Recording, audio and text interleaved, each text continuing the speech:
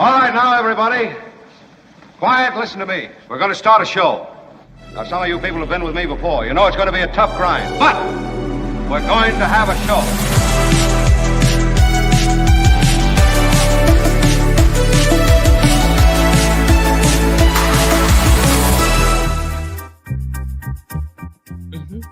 Welcome to the Mark Thompson Show. It's Michael Schur back here hosting for Mark today. I know it's been a while since I've done this. I'll try and remember it as best I can. Kim Kendzior with me today. Today is December 8th, a date after a date that will live in infamy, as it's best known. We start punctually when Michael Schur is here, and I sorry throws everybody's schedule off. I understand someone else has been hosting in my stead because I was busy with another project, and I hope that has gone well. And Mark's back on Wednesday. Is that right, Kim? No, I think he might be gone all week. I'm not sure, but I know Mo Kelly is set to host tomorrow again, and so we have you today. I'm very happy to have you, Michael Schur. Well, I'm happy to be back. I like all these people, and I love doing the show. And we have a lot to discuss. We have Gary Dietrich today. We have Sarah Kendzior. We have your comments. We have everything that we need to cover, and there is a ton. I want first to talk, if we can, about Pete Hegseth, about what's going on in Venezuela, and let's let ABC, I think, guide us to that, and then we'll talk after. This week, stunning revelations and a stark divide on Capitol Hill. For the first time, senior lawmakers were shown video of multiple U.S. strikes against one suspected drug boat on September 2nd, the second strike killing 2 survivors. The top Democrat on the House Intelligence Committee describing that second strike as an attack on defenseless survivors, an act that, if true, would violate international law. You have 2 individuals in clear distress, without any means of locomotion, with a destroyed vessel, who are killed by the United States. A source who has seen the video telling ABC News the survivors were clinging to the overturned boat and appeared incapacitated, defenseless, and waving at something overhead. But some Republicans emerged with starkly different conclusions. Senator Tom Cotton asserted each of the 4 strikes were entirely lawful and necessary. I saw 2 survivors trying to flip a boat loaded with drugs, bound for the United States, back over so they could stay in the fight. Democrats urging the administration to publicly release the video. Trump telling me this week he would have no issue doing so. Will you release video of that strike so that the American people can see for themselves what happened? I don't know what they have, but whatever they have, we'd certainly release, no problem. But Secretary Hegseth saying on Saturday it's under review. Whatever we were to decide to release, we'd have to be very responsible about. So we're reviewing that right now. Earlier this week, Hegseth said the decision to strike again was made by Admiral Mitch Bradley, who is leading Joint Special Operations Command at the time of the strike. He sunk the boat, and eliminated the threat. And it was the right call. We have his back. At Paris Baguette. Yeah. We have this text from Froggenvossen, who says, I wish responsible media wouldn't use terms like double tap strike, just like friendly fire collateral damage. It diminishes the reality of what's happening. Yeah, I don't disagree. I think that collateral damage is one of those euphemistic, horrible statements because it does minimize it. Double tap sounds like too much. Friendly fire, I don't know what else. I don't know what you can put in there, what it euphemizes. And I made that word up, but I suspect it's a word. But yeah, I totally, certainly the sentiment is true, and it's time to stop dancing around this. And, we have a lot to discuss here. We have to discuss the disconnect between the White House and the Pentagon. We have to discuss Tom Cotton, but also the divide that makes this a partisan issue. But I think at the core, it's important to discuss the strikes themselves, because there's a lot of focus, as was just mentioned, on the second tap, as it were, because of the fact that the first strike so many people presumed to be legal. But I don't think that we should operate just under the belief that these are legal. If the Republicans in the White House and the Pentagon are saying that there's a war going on here, if we are in fact at war with the drug lords, then that has to go to Congress. Any declaration of war has to be cleared with Congress. So to say that bombing a small boat that may or may not have drugs, I don't know, but let's presume for a moment that it did, and then killing thereafter. I mean, I don't even know that bombing that boat to begin with, not only do I not know, it is not legal to just do that. To arrest those people when they get into out of international waters to our coast, for which we have a Coast Guard, that's a way to intercept this. It's imperfect, and we haven't probably done as good a job over the years to do that. But if you want to change policy, you have to go to Congress to do that. So that's why so much of this is unsufferable. But if we now operate under a different premise, Kim, that I was talking about, which was that let's say the first strike was somehow deemed legal, right? That we were allowed to do that. I'm not saying that, but for this argument, sure, I am. The second strike is deplorable. It is unacceptable, right? You've destroyed this boat, presumably everything that's on it, and there are survivors. And I'm glad that California's junior senator, Adam Schiff, had something to say about that as well this weekend. So, Tony, let's take a listen to that because this is the core of so much of what's going on. Based on what you know, do you believe these boat strikes are legal? No, I don't. They're unlawful, they're unconstitutional, and killing two people who are shipwrecked at sea is also morally repugnant. I agree with Tom. We should do everything lawfully that we can to stop the scourge of drugs coming into this country, but this is not at all lawful or constitutional. And frankly, if the Pentagon and our defense secretary are so proud of what they're doing, let the American people see that video. Let the American people see two people standing on a capsized boat or sitting on a capsized boat and deliberately killed and decide for themselves whether they're proud of what the country is doing. I can't imagine people will be proud of that. And as you pointed out, the manual on the law of war makes it explicit that killing people who are shipwrecked is illegal, is a violation of law. And the most troubling thing I heard from Senator Cotton was when he said he really didn't matter what these people were doing on that capsized boat, whether they were signaling their distress and asking for rescue or what they were doing. It does matter. It does matter. And, you know, one point I would share with him, and that is, I also think that all of these strikes are unlawful.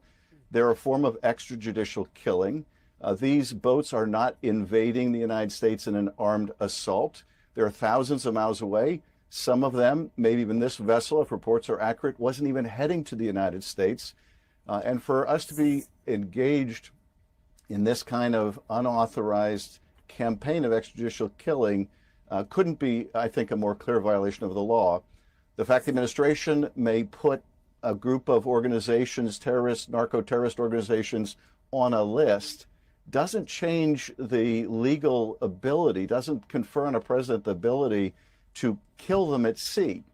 You can put anyone you want on a list. It doesn't make it lawful to say I can now kill them. And one final point, they've been very fast and loose with whether they know exactly who's on those ships or they're just saying they're associated with a terrorist organization on a secret list.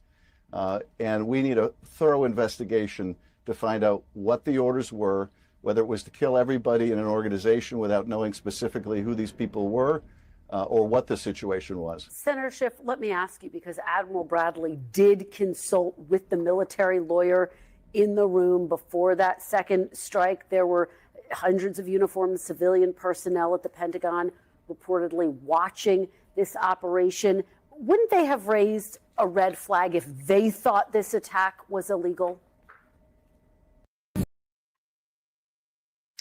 Well, you know, that was a good question from Christian Welker, actually, because when you look at it, you're looking at the whole military operation there. Is this Schiff's response? Yeah. Yes. Yeah. Yeah. Let's listen to what Senator Schiff had to say. Well, we can't forget the backdrop to this, which is it's been reported that the admiral in charge of Southern Command left that command potentially over concerns about these strikes. The top lawyer in that command may have been fired or forced to resign. So it all depends on whether you bring in a lawyer to simply tell you what you want to hear. We have seen inspector generals pushed out. We've seen lawyers pushed out, top military lawyers pushed out. So you can always find a lawyer to give you the advice you want to hear. That doesn't make it the right legal advice. And having read that Office of Legal Counsel opinion that is still classified, I could say in the most general of terms that it looks like one strained legal argument piled on another strained legal argument piled on another.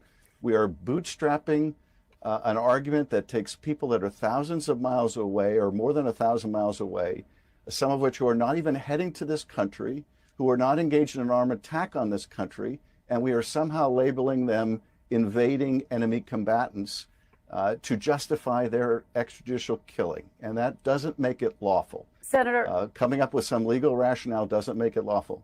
Right. I mean, that and that's the crux of this as well. I mean, Alvin Holsey, who was the chair of SOCOM, which is the Southern Command there, resigned, and presumably there are reasons, and people don't always talk about it, especially military people, till much later, as to why they left in the middle of a situation or in the middle of their term in that position. And Holsey left, and we can guess why he left, and we don't have to guess because it doesn't matter. The point is, not everyone was on board with this policy, and that's pretty clear. And what Schiff is pointing out, and I think this is as good as you'll ever see Adam Schiff, he's talking about the fact that you can always find a lawyer to tell you what you want. You can always have people in a room that are going to support what you are doing. But the point is, was this extrajudicial? Do we have a right to be doing what we're doing? Just because we have an enemies list doesn't mean we go out and shoot them. That's what vigilantes do. That's what murderers do. And that's not what governments, the U.S. government at least, is set up to do. That it happened and that it's happened in the past is not part of this conversation. The fact is that these strikes are happening, and we have no proof, nor have the American people been shown proof that these people were intending to bring drugs to the United States, that there were even drugs on those boats. And then that second strike on that boat where you have survivors clinging to life, whether they were bringing, as Tom Cotton says, bringing drugs to the United States, that doesn't matter. That we don't do that. If you murder somebody and the police capture you, the police don't kill you because you murdered someone just a moment ago. We have due process in this country, and our military is an extension of that due process. And I think, Kim, that what we're looking at here is the partisan divide, but not just the partisan divide. I think you're seeing military start to speak up in ways that they haven't against their civilian leadership in Pete Hegseth as well. So I think an important thing is going on here as it pertains to what's going on in Venezuela and the motivations of that. There's another Democrat, Jim Himes, who's on the Intelligence Committee. He's the ranking member in the House Intelligence Committee. Jim Himes had more to say on this as well. So you're seeing, it's hard to say a partisan divide. That's just how we are right now. But when we see it, it's sort of like COVID. How was there partisanship when people were dying all over the country? Now we have partisanship over people dying in Venezuela. Let's take a listen to Jim Himes. Strikes an alleged drug boat near Venezuela. 4 strikes in total, we've learned. You met with Admiral Bradley, who commands special operations as well. The President of the United States says he's open to this video being made public. Do you think it is essential that it become public, and are you confident it will be? I think it's really important that this video be made public. It's not lost on anyone, of course, that the interpretation of the video, which 6 or 7 of us had an opportunity to see last week, broke down precisely on party lines. And so this is an instance in which I think the American public needs to judge for itself. I know how the public is going to react because I felt my own reaction. I've spent years looking at videos of lethal action taken, often in the terrorism context. And this video was profoundly shaken. And I think it's important for Americans to see it because, look, there's a certain amount of sympathy out there for going after drug runners. But I think it's really important that people see what it looks like when the full force of the United States military is turned on two guys who are clinging to a piece of wood and about to go under, just so that they have sort of a visceral feel for what it is that we're doing. So, yeah, I mean, so they feel that voters are going to be swayed by what they are seeing, and they may be.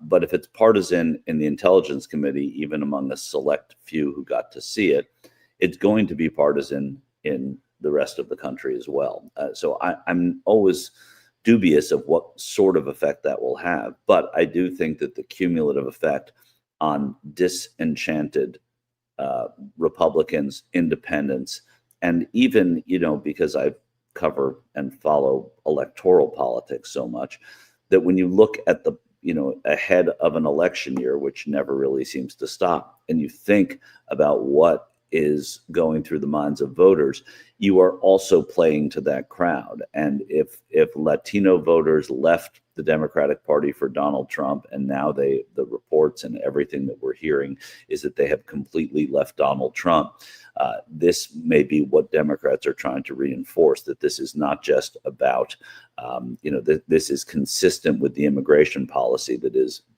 angering so many of them, that it's racist, and whether this is a racist act that's going on in the Caribbean, whether it's we know it's a show to a degree, because Trump is going after very, very small boats and trying to make a statement about protecting America from these drugs when we don't, again, know what kind of drugs were on there. I think that's a big part of what's happening here, because politicians, that's what they do for a living, politics. And that's why you hear Jim Himes saying, let's show the video. We think this is a good thing for the American people, and it's going to put pressure on Republican senators. Now, there is, I don't doubt, an altruistic part of this, or a serious and sympathetic part of this, is let's show the video so people actually see what's going on and can have sympathy for what's going on and have outrage about what's going on, forgetting what's happening at the ballot box. But I think that it's a combination of both of those things. And,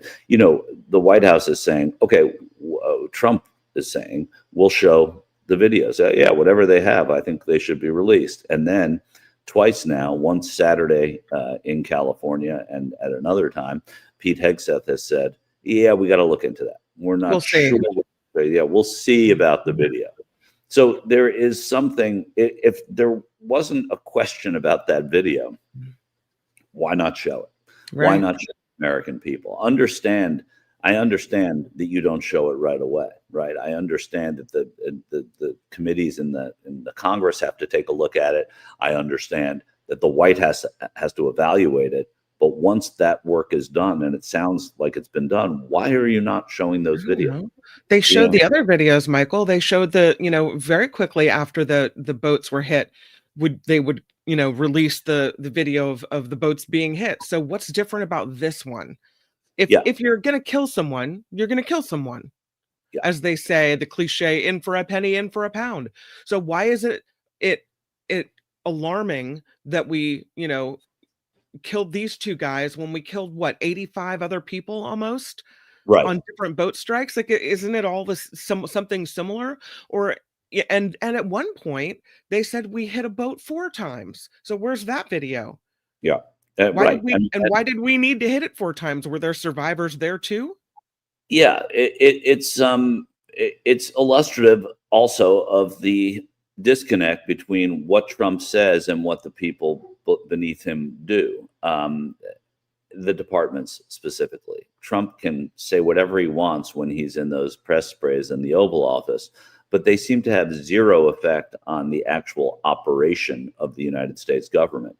If Hegseth goes rogue, I think he's hanging. I think there are 2 people in this administration hanging on by a thread, and that's Kash Patel and Pete Hegseth. And I know for a fact that Republicans in Congress are, in the Senate especially, are fed up with Pete Hegseth and the way he's running the Pentagon right now. And any kind of misstep or anything that contradicts what they were saying they could find very, very devastating for Hegseth, which is why Hegseth may not want this released, obviously, because he knows that things are tenuous between himself and the Senate Republican senators right now, which is not a place a Republican defense secretary wants to be. So he has interests of his own that supersede protecting the United States here as well, which are a big part of, I think, of what Pete Hegseth is saying.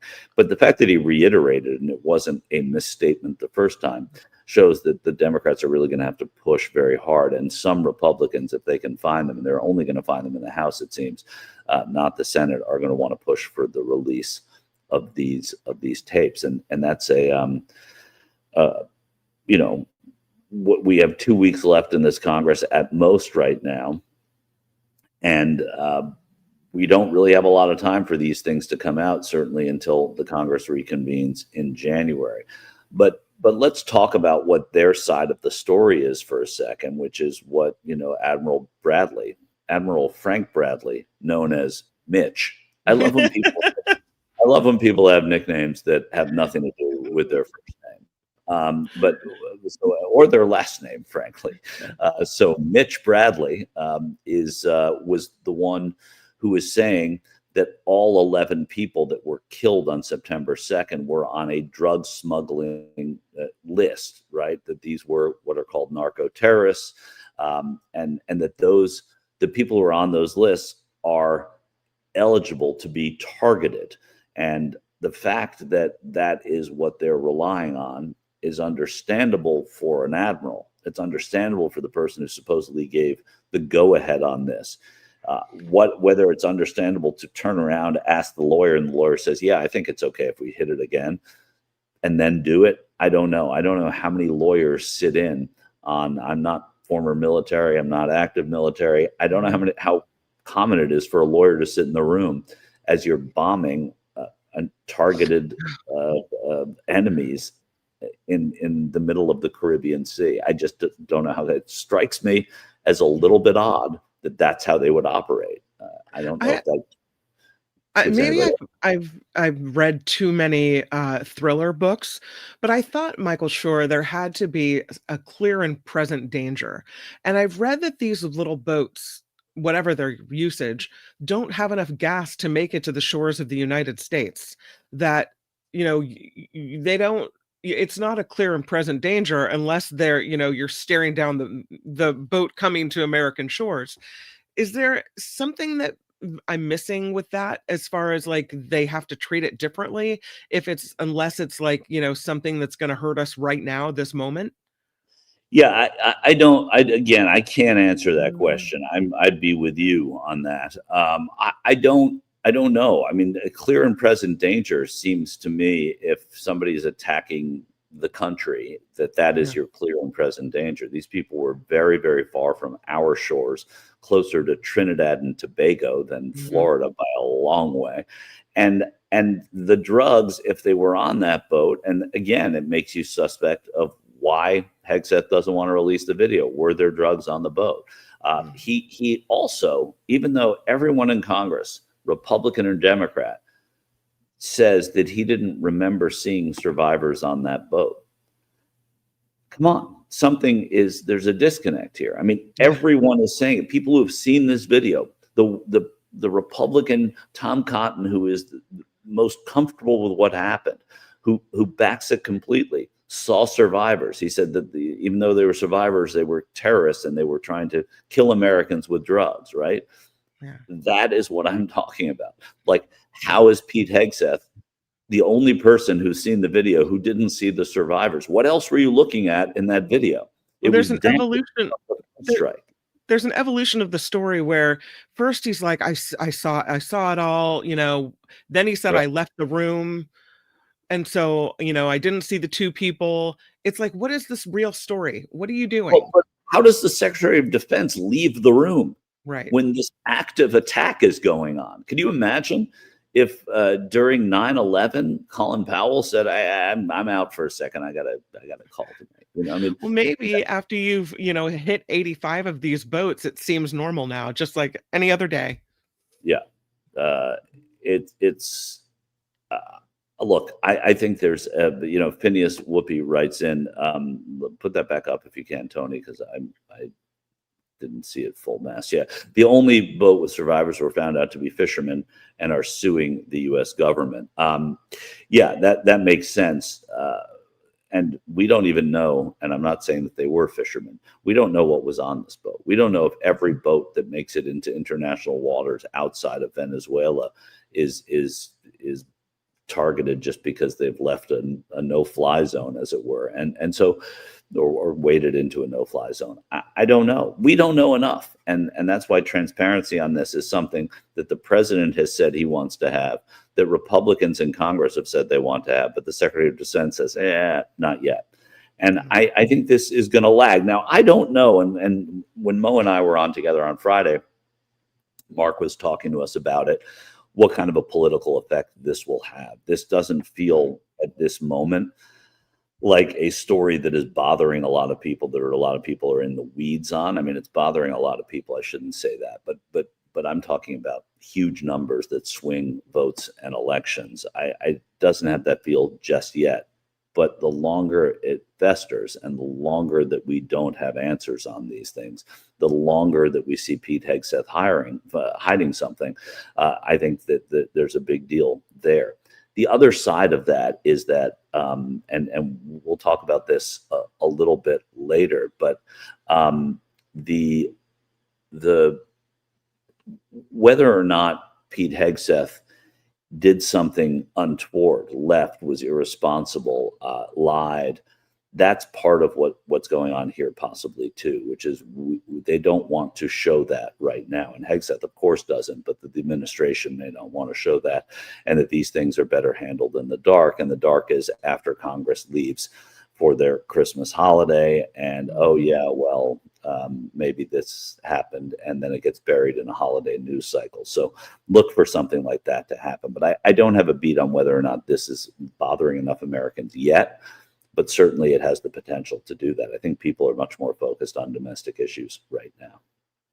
It seems like people are more focused on the distrust and dislike of Hegseth rather than the innocent lives being taken in the names of American people. Yeah. And that's what's going to lock in to people. I mean, if laws are broken, if lives are taken, and we find out that the administration lied, that sounds a little different than the administration lying about, I'll just say, Jeffrey Epstein or something like that.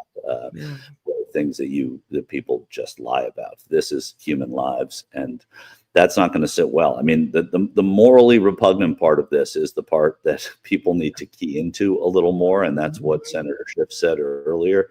So to that end, I think it's important that this conversation keeps happening, and I suspect it will. I mean, to me, it seems that it's not, like I said, going to go away. It's just not top of mind for most Americans right now, and that's the economy, and that's what the Democrats feel that they can win on next year. So they're going to be hyper focused on issues of the economy over issues of what's happening in Venezuela, where many Americans can't point to Venezuela on a map, but it seems to, I mean, it also, little boats with drugs don't feel like that kind of clear and present danger, right? That you were talking about, Kim. Yeah. So I think that's part of the issue that we have with this. But we will continue, and I'm sure Mark and Mo and whoever else sits in this seat are gonna continue talking about this, because it's a story that's not going to go away. And when it feels like it's going away, that's the time to keep talking about it too. So there's always that when you're talking about administrations and their cabinet departments, especially the Pentagon, is to keep the conversation going. So we will get back to more. We have Marjorie Taylor Greene, we have elections, we have all sorts of things to talk about. But first, one of the great pleasures of hosting this show on a Monday is I get to visit with Gary Dietrich, who you guys get to see every week. Gary, welcome to the Mark Thompson Show. Hey, Michael, good to be with you again, my friend. Always a pleasure. Yeah, mine too. I think that, we've been talking for a while, as you may have heard while you were waiting to come on the air, about Hegseth and Trump and the situation in Venezuela, and now the Intelligence Committee seeing all of this, I want to move to the politics of that. I want to ask you quickly, before we get into other political questions, what your take is on what the politics of this Venezuela story are and how it may play in states that are nowhere near Venezuela, or well, no state is really that near to Venezuela, which is the irony, but in places where that doesn't matter as much as a political issue. Yeah, Michael, I think that's an excellent question, because what I think the most challenging thing right now for the Trump administration is, I heard in your lead in there talking about, well, they're just kind of small boats. It's not like we have aircraft carriers coming off the shore of California or whatever. So I think there's a twofold political problem. One is helping people, having them really be convinced. For example, over the weekend, it came out that the Coast Guard said they'd intercepted 20,000 pounds of illegal drugs, the biggest bust they'd ever had on the seas, right? Well, that gets kind of lost in all this. I mean, that is the Trump argument, is that, well, they're not firing missiles or, or hand grenades at the U.S., but what about these gigantic amounts of illegal drugs coming in and poisoning our kids? So that's the argument they're trying to make. It's just that when you're blowing things up and killing people, it's not as direct a connection. The other part of it is, in Congress, as you know, Michael, this is becoming a real bipartisan issue and bipartisan concern. So sort of the traditional coalition of Trump supporters, they're going to be 110% behind Hegseth and Trump on this. They're raising their own questions. And now there's a big push to release this video, this so-called second tap, the second strike video.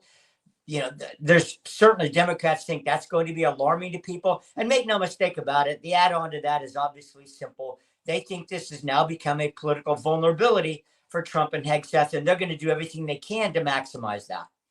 Yeah, and that we were talking about that a little bit as you see that. I mean, they're cynical. But what a lot of people have a hard time digesting is that politicians can be very serious and very and feel an issue in their soul, while also still having a day job, which is to be a politician. So, if a politician says, God, this is unbecoming, this is not American, this is disgusting, I'm outraged by it, I believe that they're outraged by it. But I also know that they're trying to make sure that there's a political message in what they're saying. And those two things, in my opinion, can coexist, and they have to, because that's just human nature. So I agree. And I think it will take that kind of a toll if this is if it is done in a way that stresses that this is extrajudicial. I don't know that it's an important part of what is going to happen in 2026 just yet. I was saying it's something that's going to fester and can't be allowed to die. But I think now what it shows people who watch politics, which is everyone in this, the family of the Mark Thompson show, and from people who are you and me to most importantly, everyone who listens and watches, is that this is where we're starting to witness the Trump lame duck start, where you see Republicans pulling away in little ways right now from the president. It's a natural phenomenon in politics when you have a constitution that says he can't run again, is to, whether or not he does, is to have that happen. Do you agree, Gary, that these are the kinds of stories where that facilitate this? Yeah, absolutely. And you have other little cracks in the armor. Marjorie Taylor Greene getting into a major spat with Trump and stepping aside. There are all kinds of little landmines out there politically for the Trump administration. I do think you've made an outstanding point, though, Michael, and that is the coexistence of policy prescriptions and even purity and just political realities and aspirations. It is hard for people because they do want to see it black or white. It's either or. And frankly, as you well know, most often it's a mix. I will say this, there's a reason why local law enforcement puts those big displays out on a floor of a garage or on tables when they show all the arms they confiscated, all the drugs. There's a reason that happens during every big drug bust. They want to show the public, A, we're on top of this thing, and B, we were justified in doing what we did because look at this, that would be on the streets of America. That, I think, has been a missing element that just started, as I mentioned, to come to fore over the weekend. You have to show, right? Okay, right. 20 AK-47s in this boat. They also had 10,000 pounds of stuff, and they had 5,000 pounds of fentanyl. I mean, you got to start laying it out for people. And whether that means you have to not just blow the boat up, but you got to get in there. You got to stop the boat. That's what they did over the weekend. Just disable the engines, confiscate the stuff so you can display it. That may be tactically where the Trump people have to go. Right. I think with these things, hiding never works, and showing often has the same visual effect on a voter that is missing from the story. That's absolutely true. There's no there yet for the American people. And the more that this goes on and the more obfuscation that happens on the part of the Pentagon, the worse it's going to be. So we will keep watching that here. And I'm sure you have several Mondays ahead of you of talking about it with Mark and others, and maybe me at some point. Let's talk. You brought up Marjorie Taylor Greene. She was on 60 Minutes. She has spoken up now. She has differed with the president. She has resigned her seat in Congress, effective, I think, in January.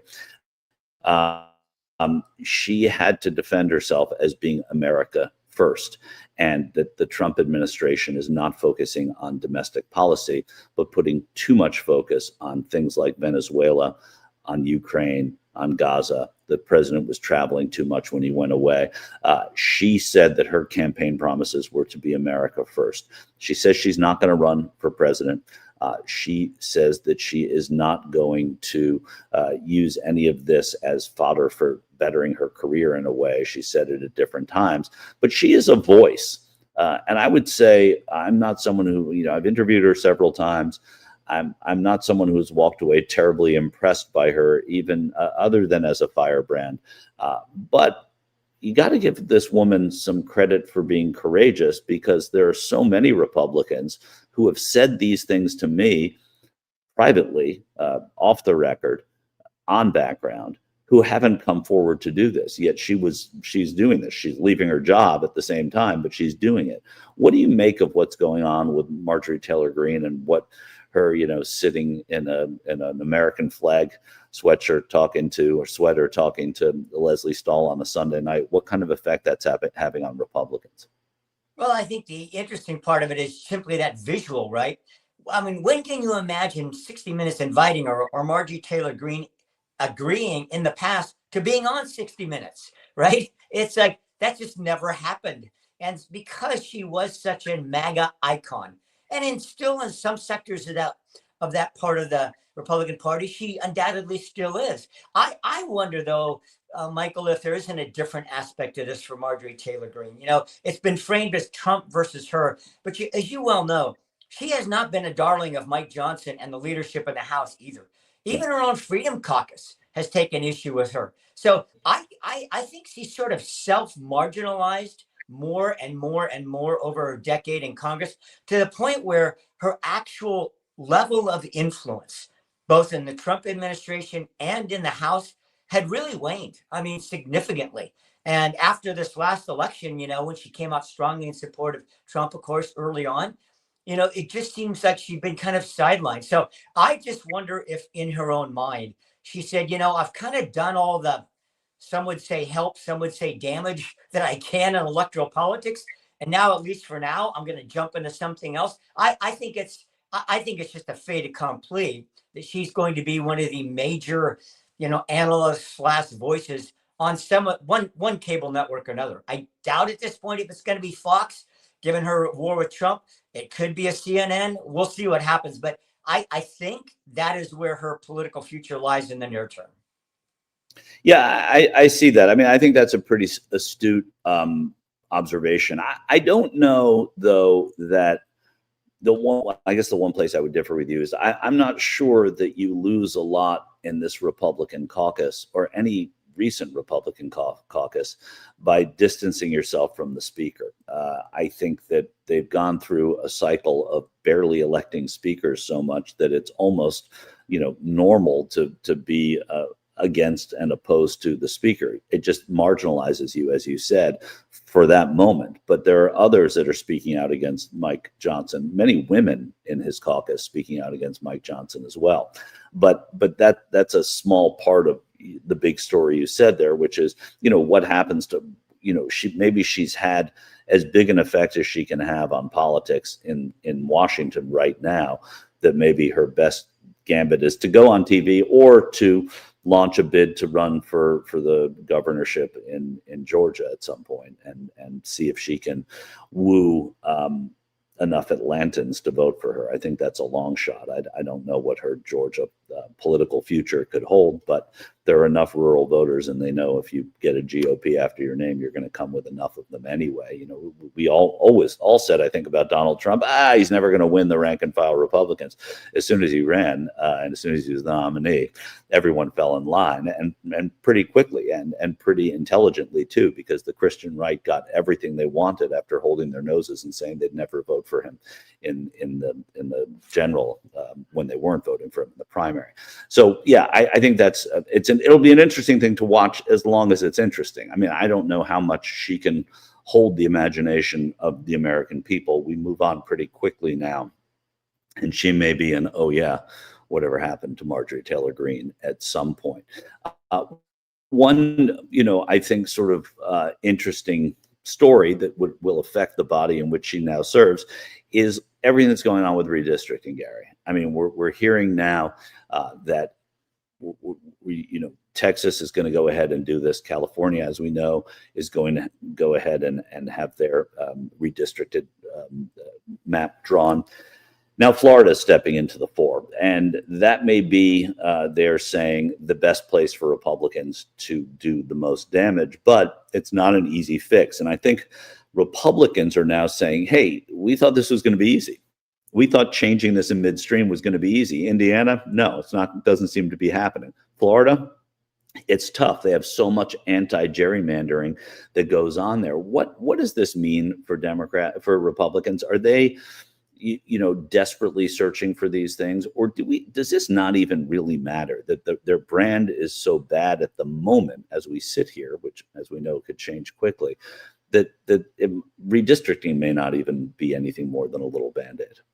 Well, actually, it's a really big deal, Michael. And that's because there's even a bigger deal that this is just the sub deal to. And that is everything right now. Every single thing, and you know this, in Washington is all about retaining control of that House next fall.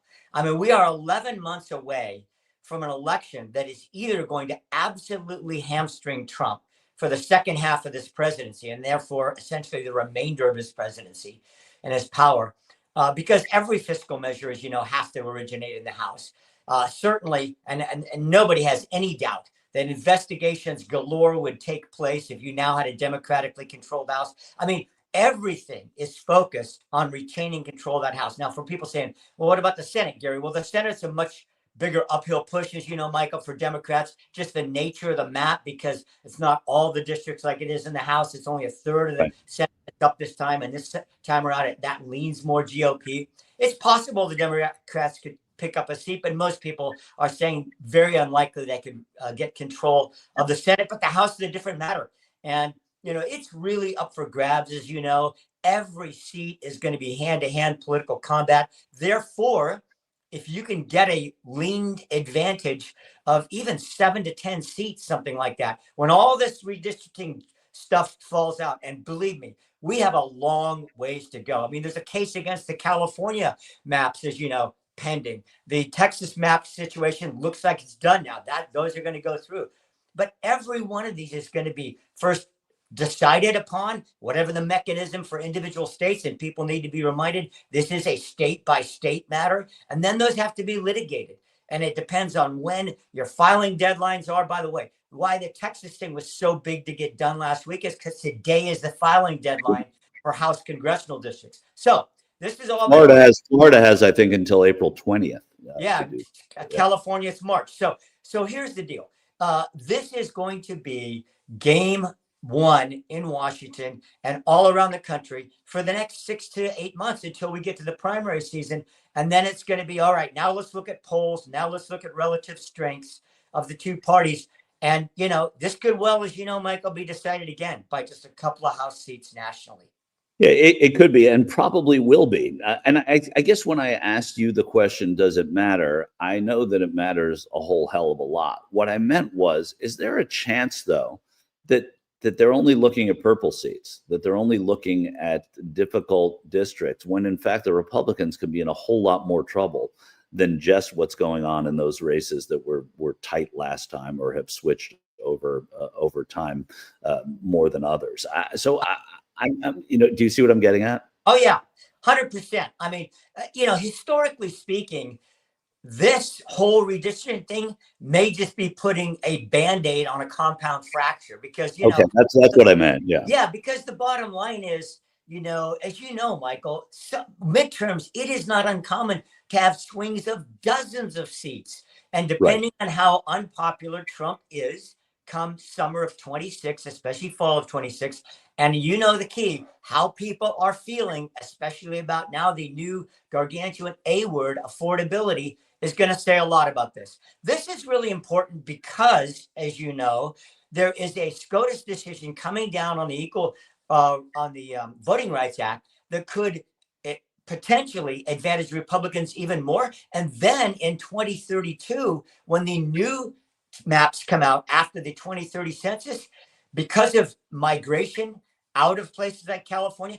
just in California alone, they may lose another 3 or 4 House seats, lost the first one in history this last time around. So this is all a big deal, a cascading deal in terms of the advantages in the House that it's going to be felt for the next 3 or 4 election cycles. Yeah, that's a great point, right? I mean, what we're looking at, that voting rights case is going to eliminate.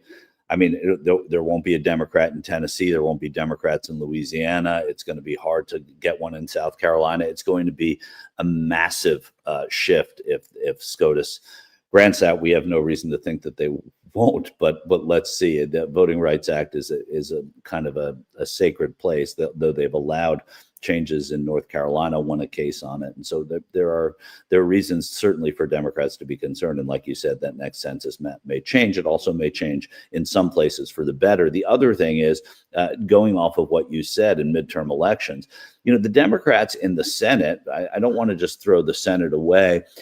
They've got a good stable of candidates and a very, very uphill battle, right? But if the dynamic that you suggested, if it's a compound fracture, it never avoids the Senate. It may not change the Senate completely, but it certainly could mean 2 or 3 seats that were considered safe. Sherrod Brown, Ohioans have voted for Sherrod Brown for a long time, and if that is part of a wave, you could see some Senate seats switch that you had no idea were going to switch. Isn't that right? Yeah, absolutely. And then then within striking distance in 2028, when they have a more favorable map to Democrats in the Senate, of actually taking the whole thing. Yeah, which is something to watch, especially with thereafter some Supreme Court seats likely switching, or some Supreme Court justices likely retiring. So there's a lot to, this is why politics is the best sport out there, except for hockey. But yeah, is the best sport, and why we like it so much. So I think that and that speaks to it completely. Let's talk, if we can, just a little bit, Gary, about what's happening and what we're learning about ICE and immigration right now. I mean, you have the Department of Justice, and they're not saying what it told Kristi Noem about the contempt inquiry over the deportations to El Salvador. You've got ICE saying that they have arrested nearly 75,000 people who had 0 criminal records. We talked a little bit about what effects these things have on, or all issues have on, electoral politics. But talk to me a little bit about this story, because it seems to have a much more direct, at least for now, impact on how people are going to vote and how their political thinking has changed. I mean, we see 2 people being shot and killed, or we haven't seen it yet. We know of 2 people being shot and killed on a boat in Venezuela, but when you see the arrests in your backyard of people you may know, or people who are related to people you know, that's far different, isn't it? Yeah, and I think the real challenge for the Trump administration and the, Bondi, Noem, ICE team is this, that, the sort of the low-hanging fruit, if you want to say, Michael, places like California, right? I mean, deep blue states that weren't going to support Trump anyway, that already had beefs with, he could have done anything, right? He could have put ICE agents out there in a Mickey Mouse costume. I'm not trying to make light of it, but I'm saying they would have opposed it, right? But now he's talking about moving into other places that could be more politically challenging for him, red states. And then apparently the next big target is New Orleans, right? So if you're gonna do this nationwide, and you're gonna say you had a nationwide sweep, and you're gonna say you got all the criminals and all the bad guys off the streets first, you're going to end up in places like Kansas City, right?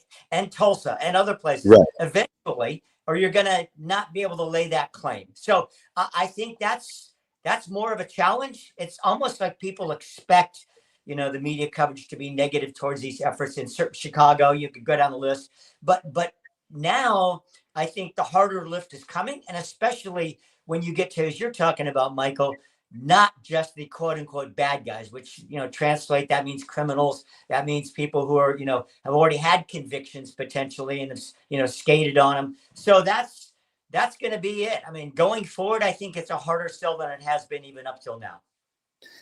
And, the notion that they say they're going, the mission here was to go after, as the president said, the worst of the worst, right?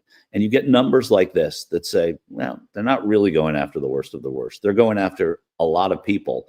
It's like they're throwing nets in the ocean. Sometimes you see all that, they throw the nets in the ocean and they're trying to get one shark, but you see all these other fine fish coming out, and nothing against sharks, but, and that's not a perfect analogy, but it feels like that they say the worst of the worst. We're getting to the heart of the problem, yet 75,000 people had no criminal record, and we don't even know about the criminal records of the people that they have arrested, because they don't distinguish between minor offenses and things like rape and murder or gun violence. So to me, and Homeland Security is not talking about it, right? They're not saying, oh yeah, here's the difference. Most of them are rapists and murderers, and that might even go a little way to making it seem a little better. But how do we square that? How does a voter square that? Yeah, well, the Trump people have said, look, we are targeting, quote unquote, the bad guys, those people with criminal records, et cetera.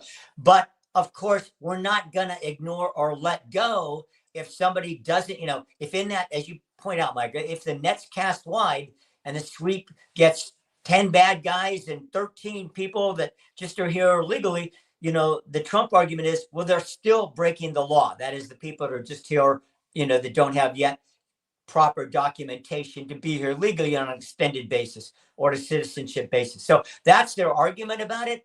If that's going to hold water long term, we'll see. If the numbers continue to, if the numbers of the bad guys, I just keep using that term, generic, continues to dwindle, and the number of people that are here, they've got jobs, they've got families, they've got whatever long history continues to grow, that dichotomy, that difference is going to make it more difficult to make the argument for just casting those broad nets. Yeah, that's true.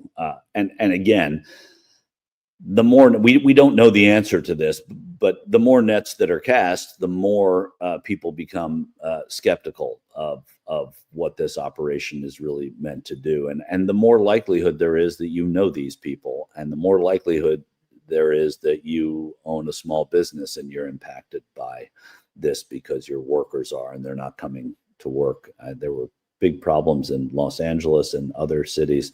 But I know Los Angeles specifically, of people not showing up to work because they were afraid to leave their houses. And the small business owners were incensed over it, because these are people who've been raising families, and and people hearkening back to, well, why don't we just do another 1982 asylum like Reagan did?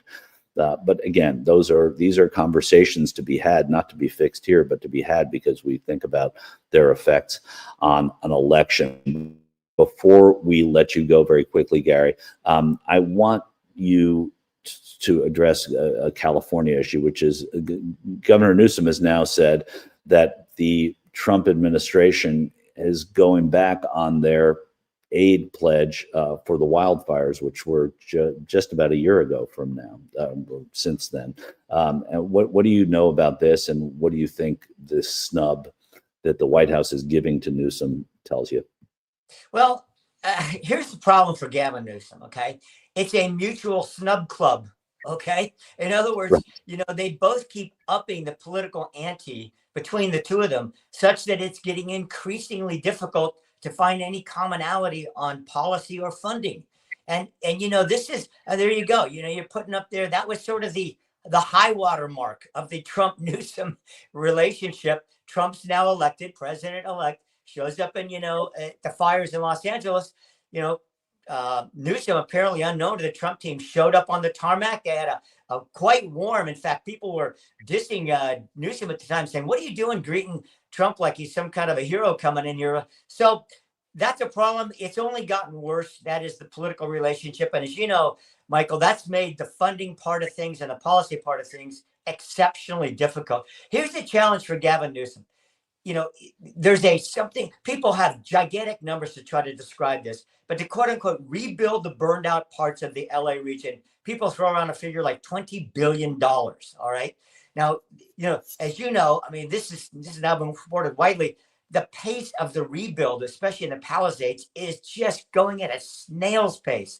I mean, getting the permitting done and then trying to get the insurance companies to make good on policies and now the rebuild. So, Gavin Newsom, he's on his way out. I mean, California, we're electing a new governor in 11 months, and he's moving himself quickly into so-called lame duck status. He's got to present another budget here in just 4 weeks in January. The budget situation in California is not good. Already an $18 billion hole. Now a ledge analyst office saying it could be much bigger than that.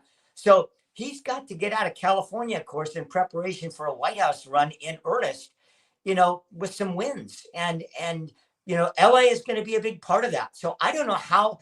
I mean, the short answer is, Michael, nobody really knows how this is going to be resolved in the short term in terms of any real federal aid that's going to be coming.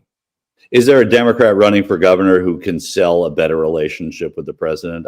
I don't think so, but you would know better. Well, at this point, you probably let's go to a double negative. Who's less worse? Okay. I mean, right. A Shapiro, a Bashir, I mean, those kind of guys, right? At least haven't taken on the public feuds that people in, I don't know, let's just say Illinois and California have. Yeah. No, I meant in California. Is there a candidate for governor in California that can say that I'm going to have a better relationship, a Democrat, better relationship with President Trump? Yeah, well, here's one person we know it's not going to be, Eric Swalwell. Right. There you go. It could get worse. It could get even worse. Gary Dietrich, always a pleasure when I sit in on a Monday to know that you're going to be on the show. Thanks so much for making the people in Mark's audience smarter. So we appreciate it. Thanks a lot, Michael. You two have a great show. And as always, Gary Dietrich's segment is sponsored by Bill Campbell at Remax Gold. If you're relocating in to or from Northern California, you need a highly respected real estate professional. Bill Campbell is that man. He is at Remax Gold. You can call or text him at 530-448-7474. Bill Campbell of Remax Gold, 530-448-7474. And The Mark Thompson Show. And it's the Mark Thompson Show. We are now. So here's the thing. I think that the person who is next joining us, who I now know is a Monday regular on the show, is someone I've interviewed before, and someone who I know it's someone whose book I've read. So I was elated to know that Sarah Kendzior comes onto the show on Mondays, because when I was a correspondent at Al Jazeera America, Sarah, I interviewed you. I'm sure it's the only interview in the history of all your interviews we can think about, but hopefully you'll remember it even a teeny bit. Well, it's good to see you again. All right, that's the best way to say I don't remember you, but I'm saying good to see you again. Sarah, thanks for coming on. We do have a lot to talk about. You have Substack, and I thought it would be cool, and Kim thought it would be cool to ask you a question that someone asked and you answered on your Substack, which is what people talk about all the time, the post-Trump America. And what happens to Republicans after Trump? I talked to Gary Dietrich about it. I've talked about it a lot on this show and other places, about how we're starting to see the unraveling in very small ways of Republicans, because we have a political system that is obviously based on ambition. And there are a lot of people in the House and Senate who have ambitions beyond the Trump administration. And that's why you see people start peeling away, saying things more publicly than they may have in the past, criticizing people within the administration, criticizing policies of the administration, maybe not overtly and loudly and making big stinks about it, but enough that they wouldn't have done it maybe a year ago or 5 years ago. Now you're starting to see it. What do you think, and I'm paraphrasing one of your Substack subscribers or readers, what happens to the Republicans after Trump, and who wins that Game of Thrones? Yeah, I mean, Trump is the front man for a transnational criminal network, and he's more important in that position than he actually is as the president of the United States. This is why you frequently see him doing things like falling asleep, during meetings. Being the president is a role to play. It doesn't actually mean anything to him. Being the head of a kleptocratic endeavor is, something that has value to him. And so it's important to make those two things distinct. There's this mafia kleptocratic network that includes power players abroad, in particular Netanyahu, Putin, MBS, all of these people who, Kushner and Witkoff and other are making these deals with behind the scenes. And that network existed before Trump became president either time, and will continue to exist without him. Then there's the cult of MAGA, which is, completely devoted to Trump and has not been able to replicate that devotion with any other Republican. They tried with Vance, they tried with Haley, they tried with, what's his name? There you go. DeSantis, it never worked out. Nobody could have that kind of appeal. They lack the charisma. And so I think that in that sense, because Trump took the Republican Party along with him on the ride during his rise, it will fall apart. Whether that matters is another thing altogether, because the goal of this is not merely to rule the U.S. like a autocracy, but to be a transnational kleptocracy with things like digital currency and a complete lack of national security and the loss of, a lot of things that establish us as a nation state. And so it's tough to tell, but I just don't think any of the traditional modes like elections and so forth are going to be what determines the American future. Yeah, it's interesting. I mean, first of all, I have only lived in this time. So, and as much of a student of history as I am, I don't really recall anything like that, where this kind of it's not just about changing the person in charge, that the election is based on so much else. Is there precedent for that? I mean, there's precedent for it in other countries. I mean, in our history.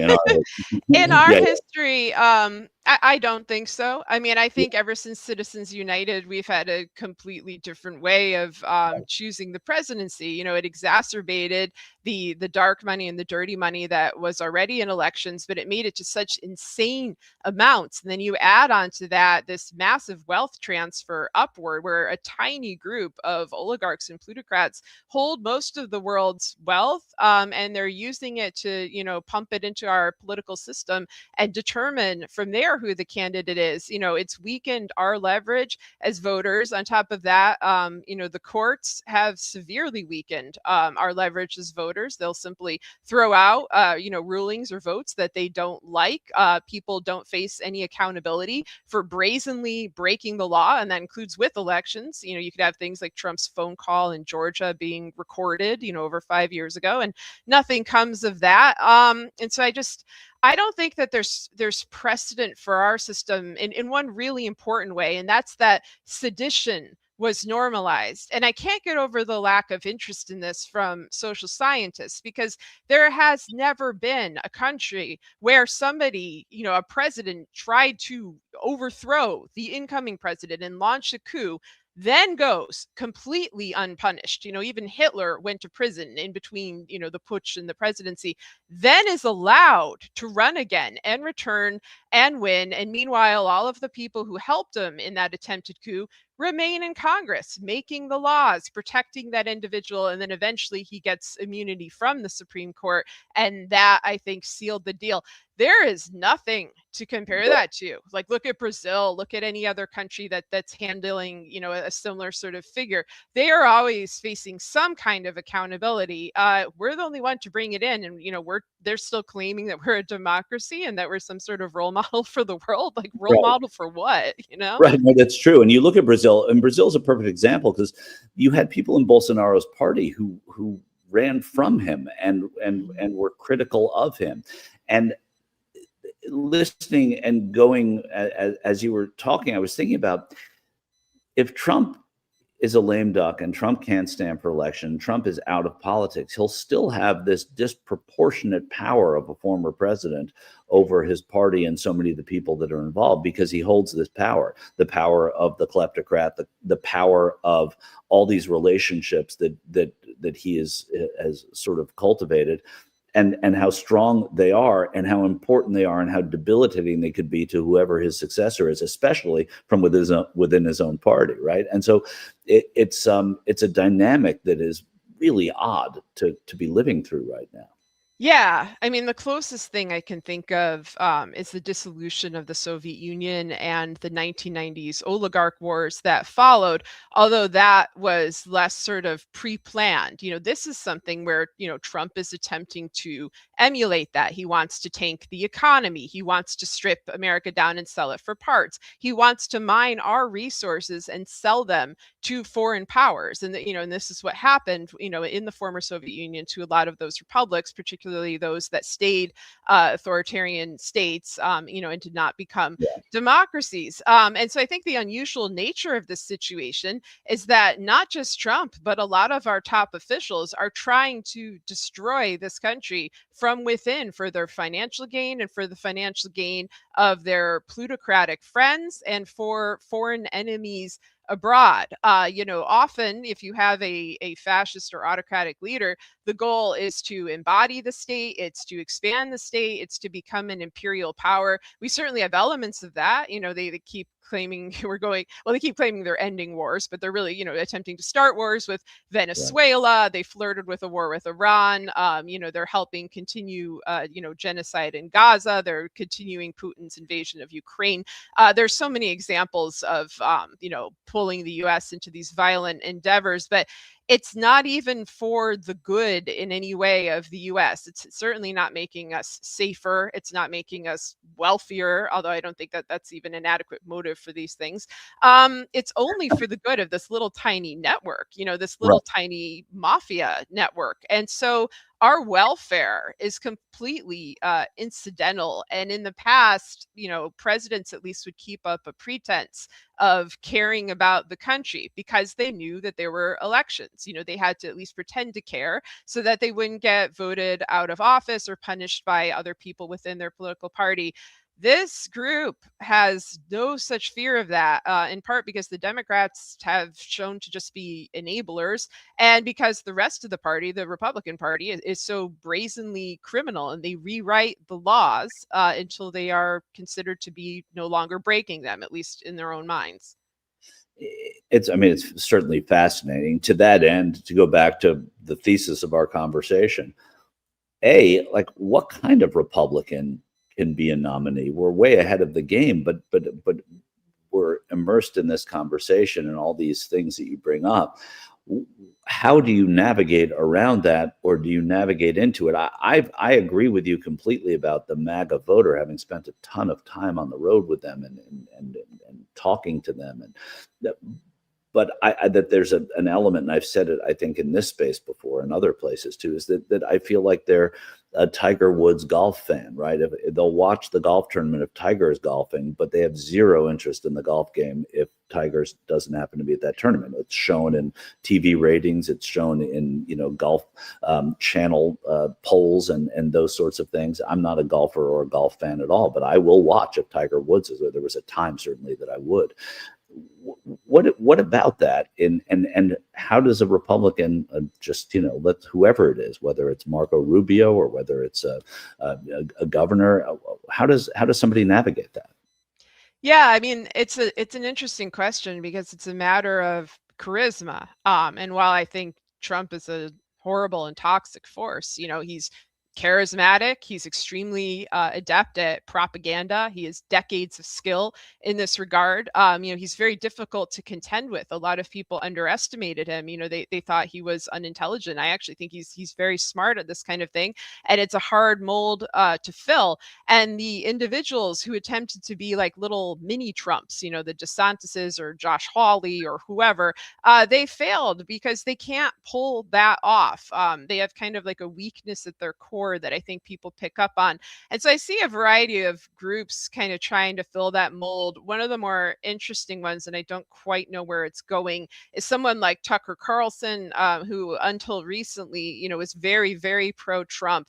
And suddenly, due to allegedly the Epstein files and also the genocide in Gaza, has turned anti-Trump and is, critical of MAGA, bringing a lot of Trump's criminality to the fore. That would be a wise move, I think, if you're trying to fit into that, that mold, that empty space, and maybe bring some of the disillusioned members of MAGA along with you. I think, Marjorie Taylor Greene is someone who is doing the same thing, although I kind of think her, stepping down from Congress, I think that's sincere. She may just want to, do other things. I expect her to write a book and monetize it and all that, but I think she was genuinely disturbed, by her findings. Sorry, I'm just looking at some notes on the side. And so, there's that. And then there's also the kind of like never Trump GOP that started out as a opposition to Trump. That hasn't really gone anywhere. If anything, that has merged with the Democratic Party. It's pulled the Democratic Party to the right. And so I don't expect any figures to emerge from there. I think we'll either just have kind of a weak front man backed up by the traditional Trump network, or we're going to have somebody who, comes out boldly as anti-MAGA, but may have terrible ideas of their own. And that would be, right, someone like Tucker Carlson. So yeah, well, and that's true. And to the charismatic end in this era, and of course, I should mention that my picture appears to be frozen, but it's still me live, and I wish it had frozen. Well, that's not terrible. But the notion is that you don't get charismatic candidates all the time. You don't always have Kennedys and Reagans and Clintons and Obamas and Trumps. You have your Bushes and Carters and Fords and that sort of thing interspersed among them. But in this era, which I'm sure people in 1960 said as television was looming and important, but in this era, it seems like charisma takes on a different tone.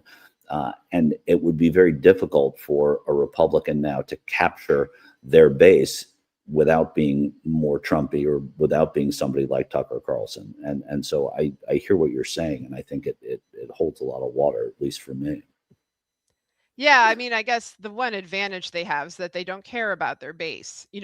This is not how they win elections. They're not trying to win hearts and minds. They win elections by having judges that will overrule votes, by having dark money moving through campaigns, by having propaganda, by buying networks. And we're seeing quite a lot of that from Trump's camp, buying these major companies, trying to dominate the entertainment industry. I think that's a notable thing because we've seen this bifurcation and these siloings of everything in entertainment, music, movies, and also news, and what they're trying, and also social media, especially, where people are seeing different things. What they're trying to do now is create a level of control over everything, whether it's a TV show you watch, a fictional movie, a documentary, a homemade TikTok or YouTube video. That's very frightening. One, because it's a threat to people's individual self-expression, but also because they have fully merged, politics with entertainment. I mean, it's been true my whole life. I was born with Ronald Reagan as my president, so this isn't like a new concept or something.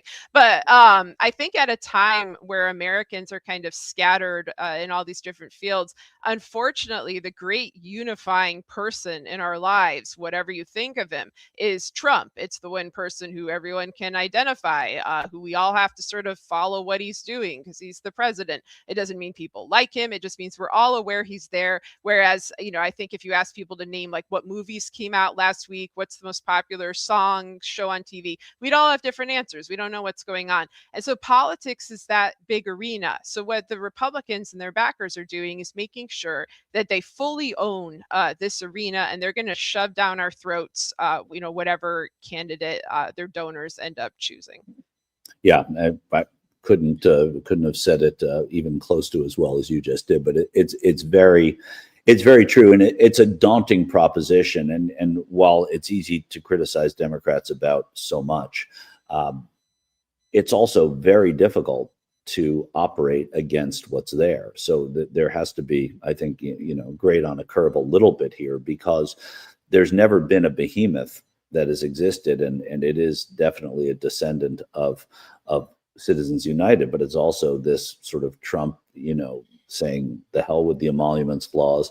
Let's just go through this. Nobody cares about sedition, as you said. Nobody cares about these things that we're talking about. So let's just do them anyway, because we'll piss some people off, but then they'll come back to us. And that seems to be what's happened. And I guess the idea is problematic when it comes to how you run against that Republican machine. And maybe the hope is that there's a candidate there that just doesn't hold on to the magic that Trump was able to harness, as distasteful as it is to so many people. I mean, I think a candidate who runs on anti-corruption, anti-AI, anti-war, those three things, would do well in terms of attracting a very broad, very loyal following that I think would cross party lines, would pick up independents. The problem is really the structure of our elections, and that they're not free and fair. We may end up with a very popular Democratic candidate, who could even win the election and not necessarily have it counted, have it thrown out by, say, the Supreme Court in a way that kind of emulates 2000, but without even the closeness, of that election. Like, they don't have qualms about showing that they are cheating, because they reframe cheating as as things being stolen, as them being entitled to a win simply for being who they are. So I don't trust that the elections that are coming, will be fair. But I do think it's possible that a rival candidate could be very popular. I think there's been a very unfortunate tendency in the Democratic Party to bow down to donors, to not try to enforce accountability. That was a phenomenal mistake of the entire, Biden term, because these are dangerous individuals. These are people who have a great negative effect on our lives, and they needed to be contained, and they weren't. And now everybody is facing the consequences of that. It does not mean, though, that Trump is popular generally. He never has been. It's always been overstated. He has a core base, and who adore him. They're very loyal to him. In terms of what percent of the country it is, it's like 5 to 10 at best. After that, you have the Trump voters, and a lot of those Trump voters just hate the Democrats. They will just vote for whoever's not the Democrats. And a lot of times they also hate Trump, and they're just kind of weighing the two, and they'll hold their nose and vote. And of course, you have the flip side of that, where there are Democrats, who kind of hate both parties, and they just recognize Trump as a grave danger. And they also, will hold their nose and vote. That doesn't lead to a very excited group of, voters out there. But, I guess we'll see what happens, because I think people are frightened. Their worst fears about Trump term 2 have come true. And I do think a lot of it has to do with this collision of technology and the economy. So if you focus on anti-AI and on affordability and on preventing economic collapse, and acknowledging the pain and fear that people are facing, I think that you could actually go pretty far as a candidate. And watch out for the Republicans trying to co-opt that platform, because they will, but they're also the people enacting it. So folks should remember that. Right. Well, that's the thing, that they will have a lot to answer for, but who's listening for the answers, it seems, is what happens now. And that's the issue. Sarah, you're in Missouri. We were talking with Gary Dietrich before you came on, and it's a conversation that's happening a lot now, is redistricting. Florida, what Florida is going through now and trying to figure out if that's the spot. Missouri, tell us a little bit about what happened there, and why Indiana didn't work, and how this will matter. I mean, you're in a place where, look, your book about flyover country, right? I mean, and so people have come with perspectives on either coast saying, how could this be happening? And then California went to the ballot box and decided that, hey, you know what, we're going to have to join this because of the mess that's happening in other places. But what is the feeling, as distasteful as it may be, in a state that is doing that and looking at these other states from where you sit? Yeah, I mean, Missouri has often been where the worst political operatives test out their methods. For example, before Citizens United, all the way back in 2006, we already had so much dark money, so much dirty money, that, it was acknowledged by social scientists as basically quid pro quo corruption. That was how our state was already functioning. And then you pass Citizens United, and it just, exacerbates that whole situation. The same is kind of true of propagandists and fringe movements. The Tea Party emerged from here in part. Rush Limbaugh emerged from here. So you can kind of see the beginning of things. As for redistricting, that's been going on everywhere. We're kind of a latecomer in a way to that game. But, when I moved here over 20 years ago, we were a state that was a real mix, and I had a Democratic senator, Democratic governor, and a legislature that was a mix of Democrats and Republicans. And we were considered the quintessential purple state, the quintessential bellwether state that kind of represented a broad, crisscross of America, and could actually forecast who would win in a presidential election. It has been forcefully moved to the far right in terms of who is, in office representing us, but they are not actually representing the needs and desires of Missouri residents. And you see this all the time whenever we pass a ballot initiative where you're not voting for a candidate, you're just voting about an idea. And Missourians tend to vote in a pretty progressive way, pro-labor, anti-corruption, pro-raising the minimum wage, and so on. The Republicans that are in office just shrug and say, who cares? Like, your opinion doesn't matter, your vote doesn't matter. That is something where, again, I think we're the bellwether more than even bothering with redistricting. They're like, let's just throw the will of the people out. Like, let's just do it right to their faces. Because, like, what are they going to do? They can't really, vote us out. There's too many at this point. They're too entrenched. The time to act on this was really over a decade ago. And it's a frustrating thing. And I think it's why people turn more to local politics, community initiatives, things like that, where they could see themselves making a concrete difference. And I want to emphasize that because a lot of people think, all hope is lost. And it might be for now on a sort of electoral level in terms of political power, but that's not the only source of citizen power. Citizens can find their power elsewhere, by organizing with people in their area and other states, and so forth, in a way that is, less directly immersed in the electoral system. Yeah, as Julian Bond always said, don't agonize, organize, and there's some truth to that. You can't only do either, but yeah, it's important. I'm looking though at this redistricting, and it's fascinating what you say about Missouri, because as you were speaking, the political nerd in me was thinking back at the last Democrats I can remember out of Missouri who were, senators especially. It was Mel Carnahan, who then died, and his wife, and Gene Carnahan took over. And then, a lot of Missouri was defined politically at that time by John Ashcroft, and who went on to a higher role as Attorney General. But he lost against a dead man first. He lost to a dead man.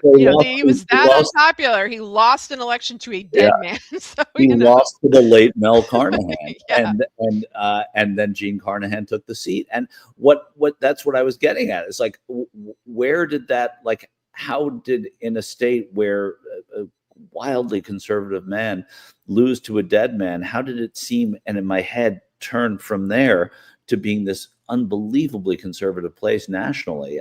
And not, I mean, John Danforth, who was, mild-mannered, maybe a wolf in sheep's clothing, he's the one who shepherded Clarence Thomas around the Senate and said, no, this guy's okay, to his Democrats. And because John Danforth was, I guess he was a pastor, a minister, he spoke like this, and he was a soothing guy, everybody fell for it. Now we have Clarence Thomas. So what is it that Missouri's doing to us? Yeah, I mean, I think that 2008 was the critical year because of two things that coincided, and people kind of conflated them with each other. You had Obama breaking the bellwether tradition in which Missouri always votes for the winner. We did not vote for the winner that time, but Obama lost by only 3,000 votes. And I believe the reason he lost those votes was racism. And I would witness this firsthand. I remember the day of the election, I was out in kind of a small town. I was with my baby. I had a 1-year-old back then who was, wearing a little Obama onesie. And then I, was sitting near some men who started saying, they can't believe that a N-word is going to be the president. And I'm just sort of like, it was so brazen. It was like right in my face. And I'm thinking, my God, because I wasn't in some sort of really conservative area. I was in an area that tended to vote Democratic. But these guys clearly were not. And that was the reason why. I don't think there was another reason why. I think then after that, you had the recession, which began under Bush, the global financial collapse, and it never left here. We never, ever recovered. And that's true of a lot of states in the Midwest, in the Plains, in the South. But what happened is then we had Obama coming out and saying that we had recovered, the economy was doing great, everything was fine, he's doing such a good job. And people were viscerally angry about that. They were upset rightfully about the economy, about the opioid epidemic, about all these things. But then you have, the Tea Party and all these, right-wing propagandists conflating this with racism, encouraging racism, encouraging anti-Blackness, stoking this feeling among people who were already angry and who were already vulnerable. And I think then you get Ferguson in 2014, where all of this collides and, and coincides with social media. There's a lot of exploitation of the pain of that situation, the grief of it.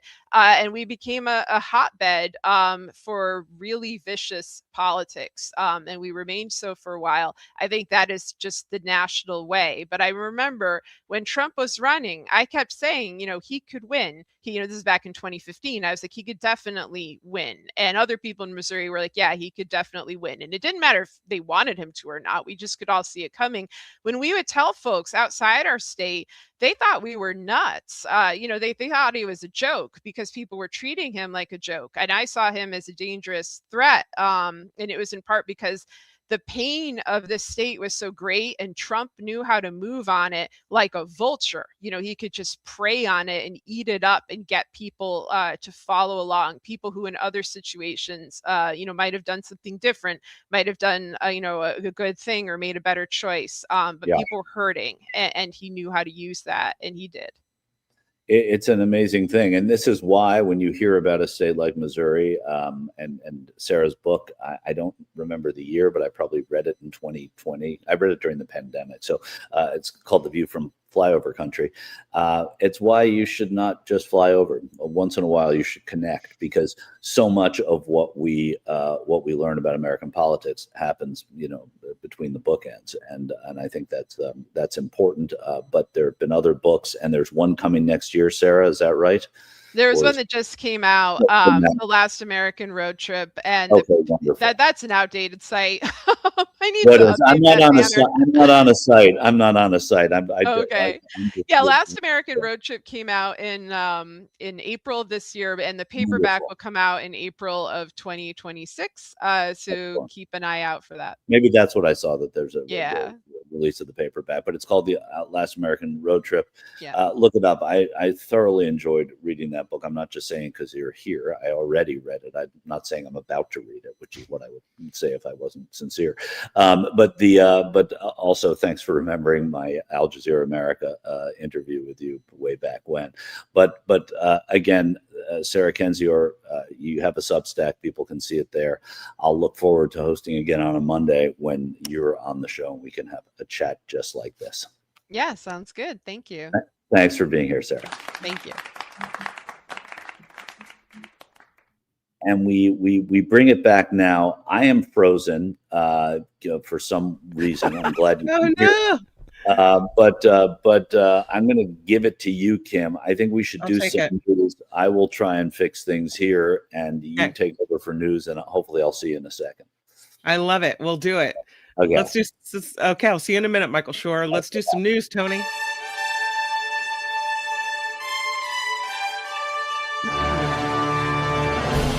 On the Mark Thompson Show, I'm Kim McAllister. This report sponsored by CoachellaValleyCoffee.com. I don't have the harp, but I'm telling you, it's good stuff.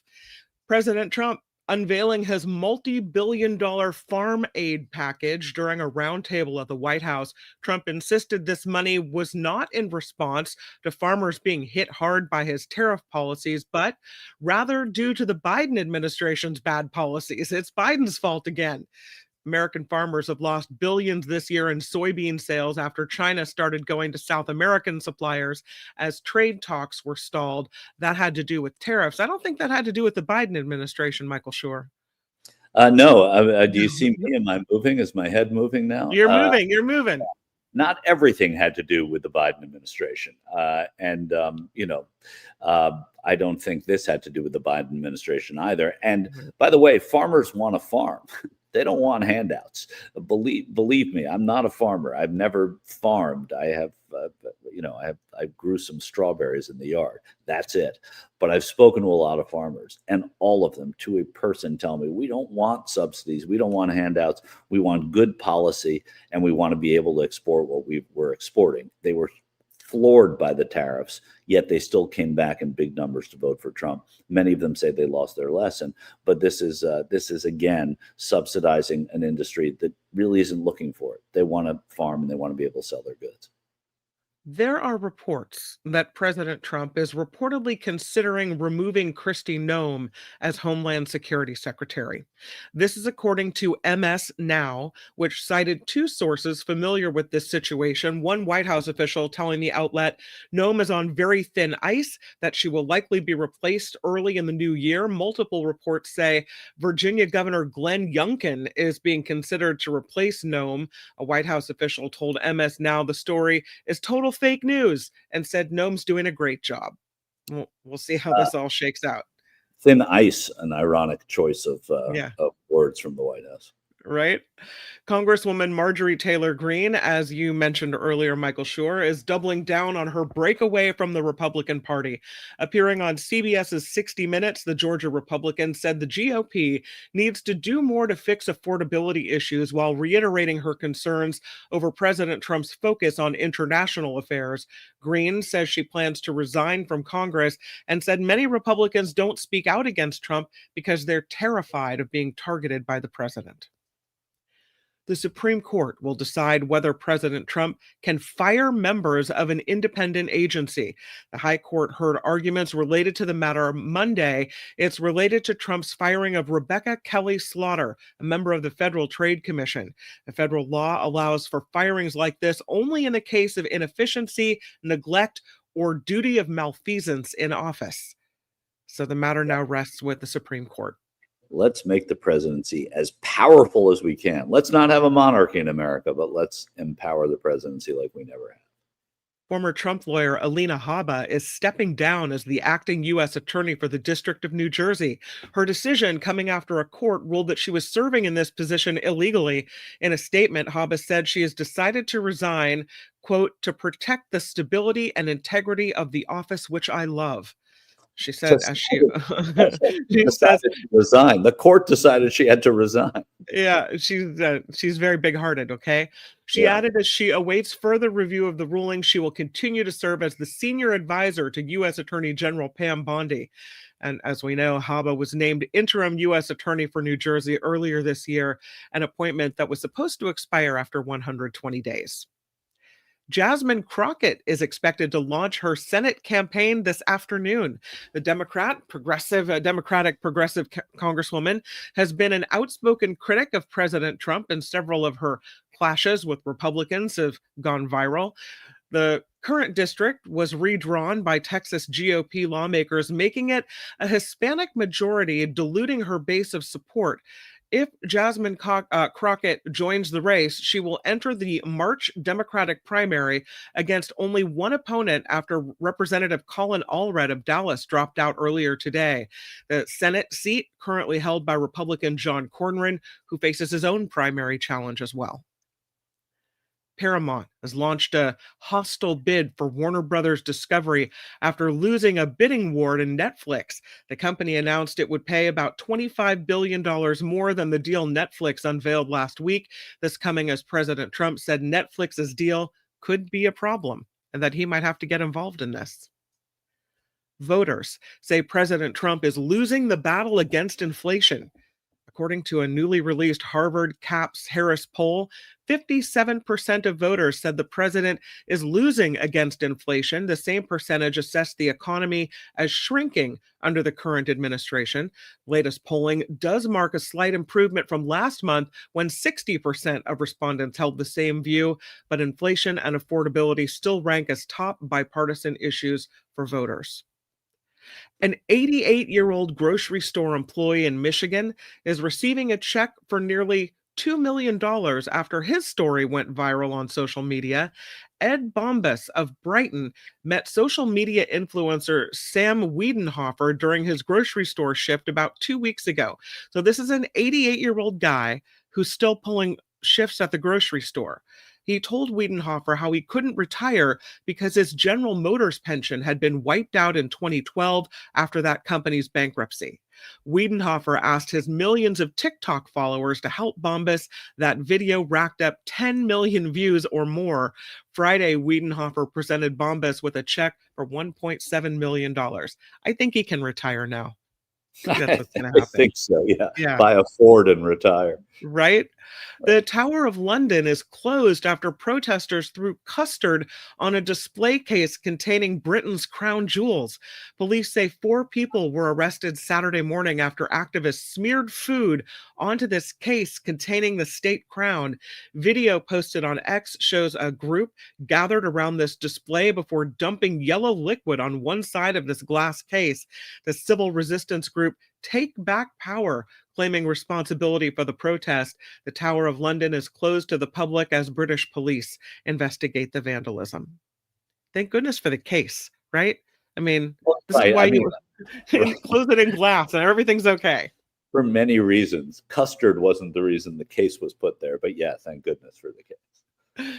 A new study, and I don't know how much stock you want to put in this study done by Money Geek, but we'll go with it. A new study is offering a glimpse at the life expectancy in every state in the country. This Money Geek study found the average life expectancy for Americans in the United States is 76 years old. Doesn't that seem kind of young? Yeah. Oh. The states where residents live the longest are Hawaii and Massachusetts, which I thought was weird because in Hawaii, you'd think, oh, it's the weather, but then Massachusetts, cold and snowy. So I don't know. The average life expectancy in those states, 79. States at the bottom of the list include Mississippi with a life expectancy of 70, West Virginia, 71, Alabama, Louisiana, and Kentucky with 72. Wow. And lastly, so wait, what's the lowest? The lowest is Mississippi at 70. Yeah, I mean, that makes sense. Then West Virginia, 71, and Alabama, Louisiana, and Kentucky, 72. And I think like Nigeria, I remember this from a birthday party, but Nigeria has, I think they're in the low to mid 50s as their. Oh, man. Right. Wow. They should move this. And now for something completely different. Five Nights at Freddy's 2 topped the box office over the weekend, Michael. The second film inspired by the popular horror game franchise took first place with $63 million on opening, which is interesting because it got horrible reviews. Zootopia 2 came in second at $43 million after it dominated at the Thanksgiving weekend box office. And the film has earned over $900 million around the world. Wicked for Good took third. It also got some bad reviews, just now at under $300 million domestically. So that's what's happening with movies. This report sponsored by CoachellaValleyCoffee.com. Oh, the holiday blend is in. The gift sets are in. It's time to log in and see if you can find some good stocking stuffers there at CoachellaValleyCoffee.com.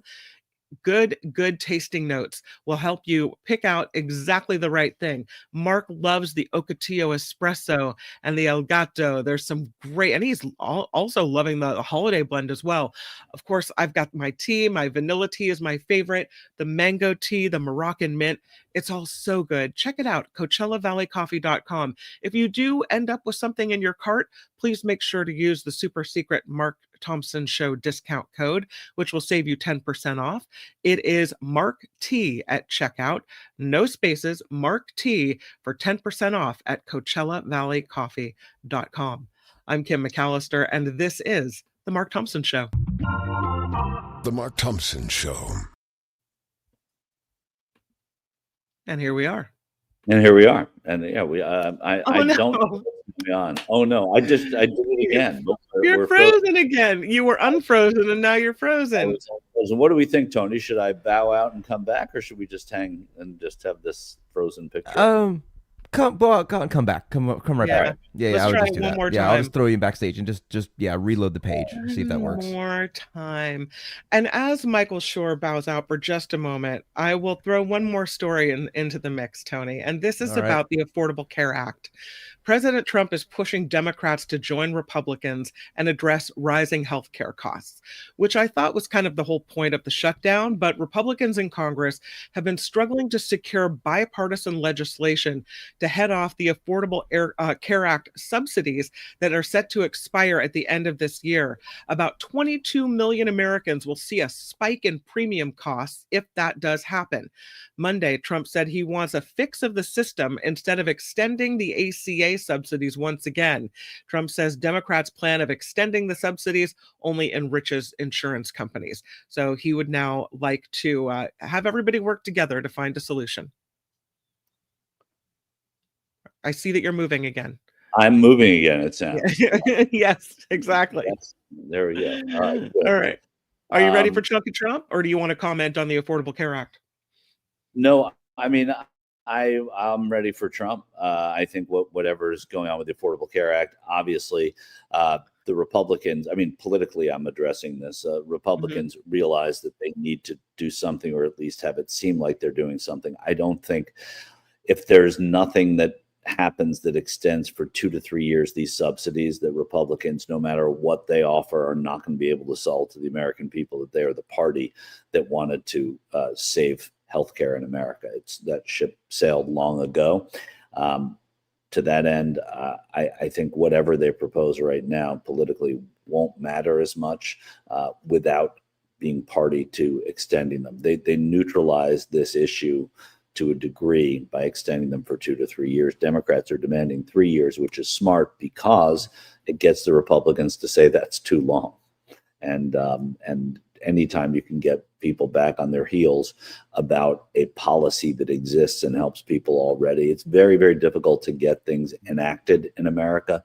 Once they are, the only thing that's harder is to cancel them. And that's why Social Security has been a problem for Republicans. They moved on to the Affordable Care Act, which has Obama's name attached to it, which makes it even more complex and more juicy to them, but they still haven't been able to undo it.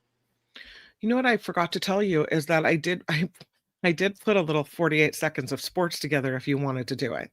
Yeah, I saw that there were 48 seconds of sports. Let's go to it. I mean, I may not stick to the letter of your 48 it's seconds. Okay.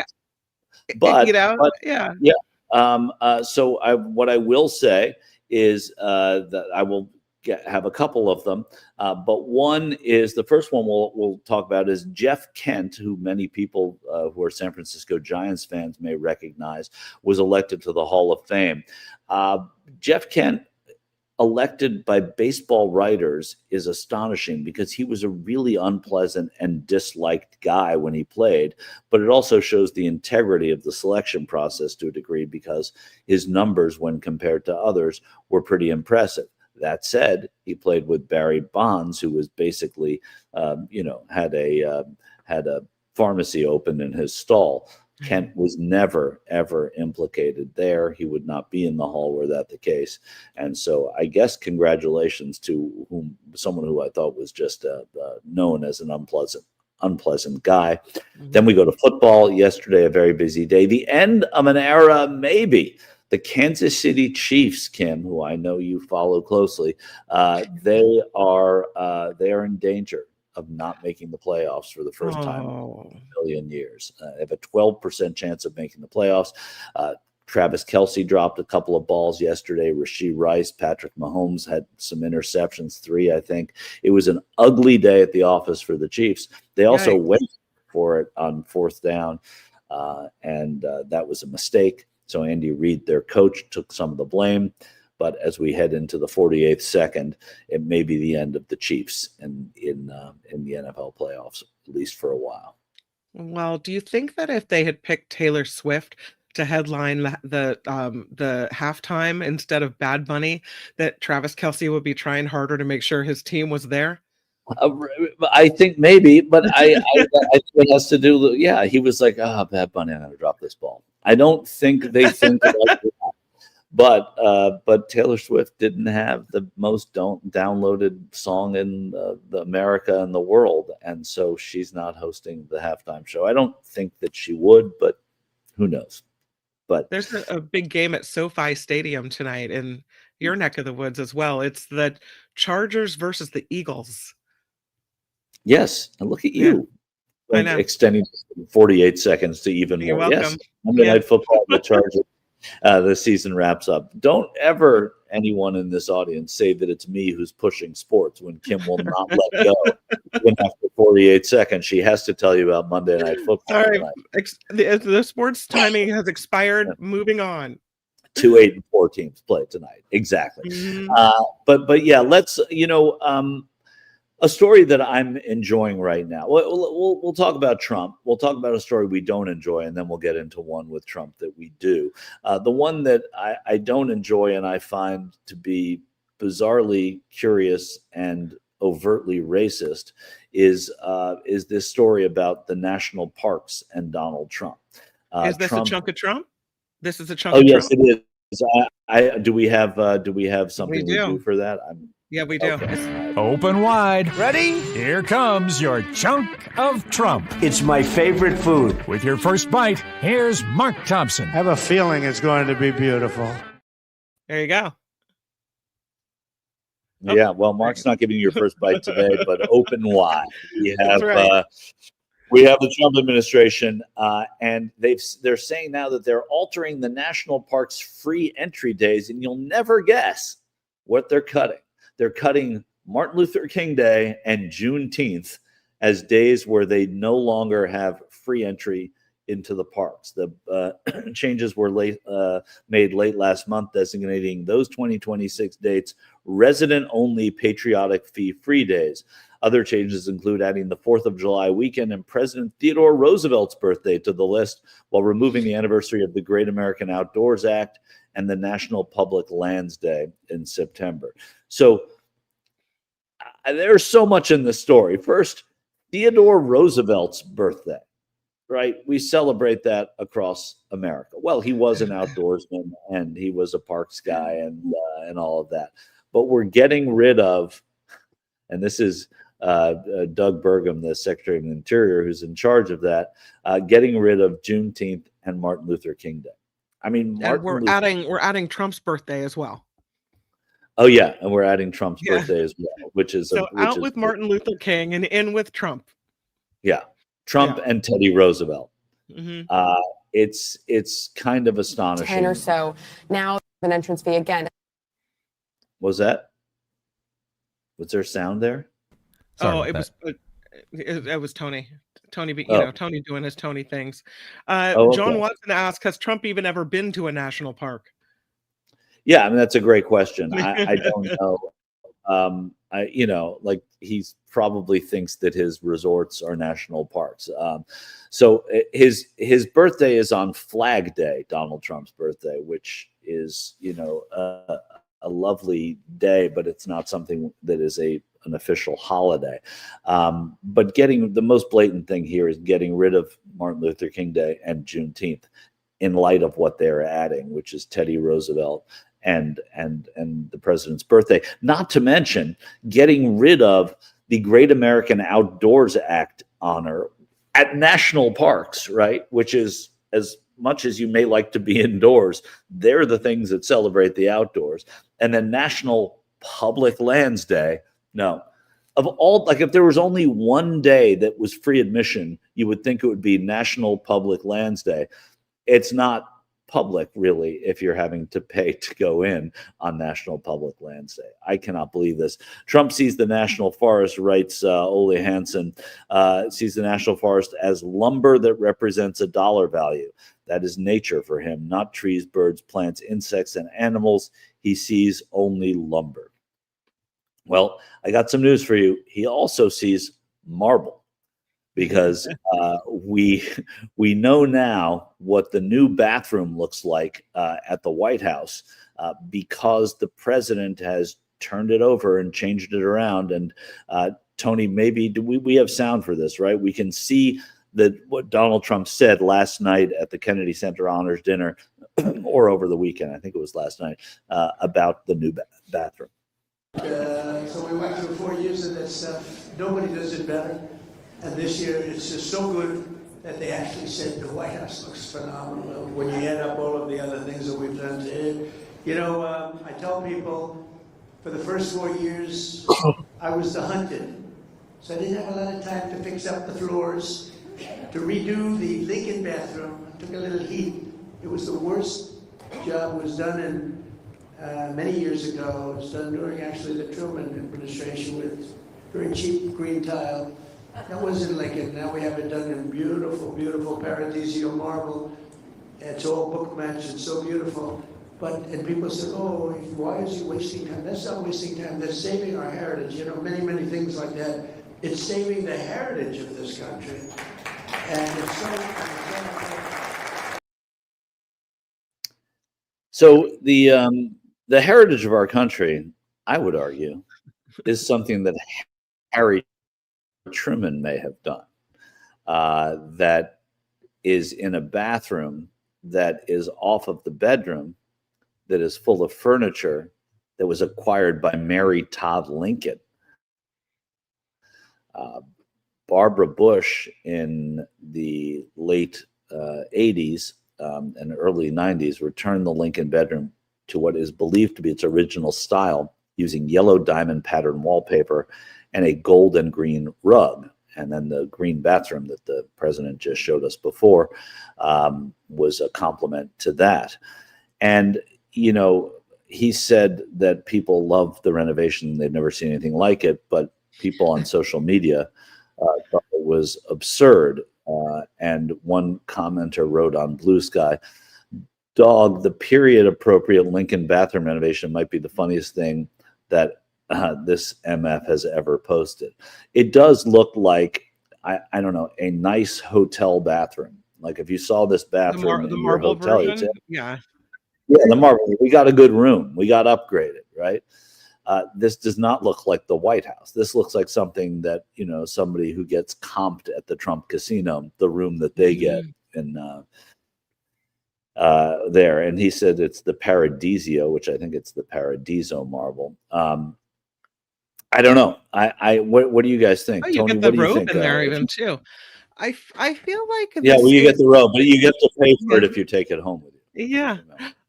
I feel like this is not where I want the priorities of my president, that I don't want him to be dealing with bathroom renovations. Like there's enough going on in the country that I think this is ridiculous. That, you know, leave this to someone else if you feel that this is a must, but let's move on. And why is he using his precious time to talk to the American people and talking about bathrooms? Is there nothing else more pressing for the president? Well, that's the thing. I mean, that's where I totally agree with you. The other part, yeah, I mean, I don't know how much time he's putting disproportionately more time. Traditionally, the White House Historical Association does do renovations to the White House at different times. But when you're redoing something that the Trumans did, like fix it up if it needs fixing up, polish it, clean it, whatever, you know, get new fixtures maybe, but don't redo it like it was a resort hotel. That's not what the White House is. So now the heritage is gone. It's not the Truman designed bathroom. It's this Trump monstrosity, and to that end, that's what I think is the most offensive part of looking at this. Tony, what do you think? It's more of Tony doesn't it's have like an appearance. you can hear me now, right? Yeah. Okay. I can hear you now. Yeah. Okay. I just think it's like one. It's like one pattern. It just messes with my head. The marble, yeah, it's right. a little It's too just much like marble. the floor, the wall, everything is just like. What? Yeah. And the gold frame, like it's so different. But like so much of what Trump has done, it can be undone. Though I don't know whether they would undo it at all. But it looks like a Vegas hotel room, and I can't get over it. And that's what the ballroom's going to look like. And what he's done to this White House is, Jana Rama says more and more sounds like he thinks he's not leaving. But look, whether he thinks it or not, he's leaving. Oh man, I froze again. But we're almost done. Yeah. So I'm not going to bow out. But I get what you're saying. It's like he thinks he's not moving, but he's leaving. But he's got to leave. He will leave. The bathroom can get redone. But what Kim's saying is true. He spends so much time talking about this stuff and all the big, beautiful this, whether it's a bill or a house or no one's ever seen anything like. No one's ever seen anything as gaudy as this in the White House. So he's right. No one's ever seen anything like it. I have a super chat from Luis. Thank you for the $5. Luis writes, turning in late, don't know if you covered Trump wanting to change the name of NFL football. Are we heading to Trump ball in a new Trump stadium in DC? Is that right? Yeah. So I don't think we're going to get the Trump team name change. I don't think that he wants to change he wants to rename the NFL because he's not sure if it's soccer or if it's football. And he said that with, I think it was the FIFA head when they were talking about the World Cup. And so he wants to change the name of the sport of football so we don't have any kind of confusion there. I don't know. He's absurd. We're not going to get that change either. He's going to move out of the White House, and we're not going to get that change. And it's just one of his, silly musings that he does. But it's upset. This is the stuff. It's like, why are we wasting the time talking about this with this president? And people talk about the money that's spent on the bathroom. There's a nonprofit White House Historical Association and there are. Also, it's also subsidized in part by Congress. So yeah, but I think that all buildings should be. I think part of the American physical plant, and that's we're responsible for that too. And that is the Chunk of Trump. That's it for this edition. Well, I really enjoyed it. But make sure to join us again next time. I think you might want to listen. There's nothing wrong with listening. For another Chunk of Trump. I love the branding. I really do. I really do like the branding. I gotta say. I saw in addition to Luis's super chat, I saw a super sticker come through from Lucy McAllister, of course, our favorite McAllister, earlier, and now I have lost it. She threw in 20 to the Mark Thompson show. So thank you to that, Lucy. And I'm sorry that I can't find your super. Oh, there it is to put up on stage. Good morning, Lucy. Thanks so much. Thank you, Lucy. Much Thanks appreciated. on behalf of Mark as well. I spend time not just here with Mark, and I was at dinner with him with some other people, and he was just talking about how grateful he is and humbled he is by every ounce of support that comes in. So he talks about it not just here with you guys. It means the world to him. I know he works very hard, and all of you do, to get this show out. So that stuff is important, and I'm sure he's pleased to know that you guys are so. I know he's pleased to know that you guys are so participatory. Tomorrow, Mo Kelly, who I see on Fridays, will be here. You can keep all of this alive. Go to the MarkThompsonShow.com. There's Patreon. Click smash the button, the like button here. You can PayPal. You can do whatever you want to support the show.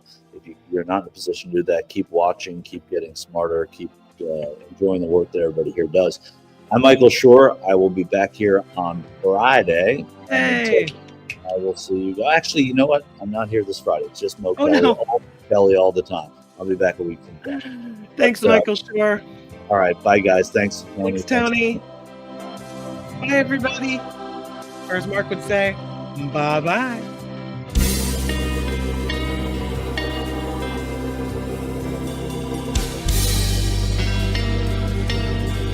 I'm Shella Stephen